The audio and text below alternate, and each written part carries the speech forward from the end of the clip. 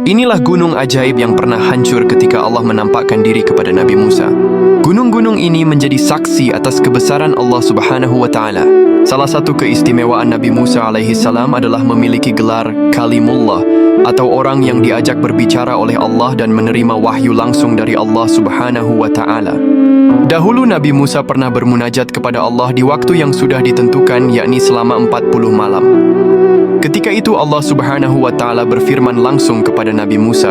Namun Nabi Musa ingin mendapatkan yang lebih dan mengatakan, "Ya Tuhanku, perlihatkanlah zat Engkau yang maha suci, dan berilah aku kekuatan untuk dapat melihat-Mu dengan jelas."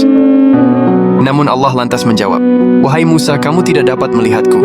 Jawaban yang diberikan Allah tersebut bahkan diberikan beberapa kali. Pembicaraan antara Nabi Musa dan Allah Subhanahu wa Ta'ala itu pun dijelaskan dalam Al-Quran melalui surah Al-A'raf ayat 143. Namun Nabi Musa terus meminta karena merasa penasaran tentang wujud Allah yang sebenarnya. Sebelum Allah menampakkan dirinya kepada Nabi Musa di Tursina, tiba-tiba gunung-gunung dalam kondisi yang licin. Barulah kemudian gunung-gunung itu hancur, sedangkan gunung lainnya terbelah dan retak-retak hingga akhirnya terbentuklah gua.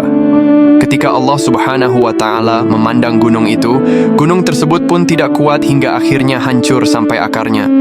Karena melihat fenomena tersebut, Nabi Musa pun juga ikut tak kuat dan akhirnya jatuh pingsan. Setelah sadar, Nabi Musa merasa bahwa dirinya telah berbuat dosa karena merasa lancang ingin melihat Allah secara langsung. Baru diperlihatkan nur Allah saja gunung-gunung menjadi hancur dan Nabi Musa langsung pingsan. Apalagi bila melihat zat Allah secara langsung dan utuh, tentu tidak akan ada satupun makhluk Allah yang kuat kecuali yang dikehendakinya.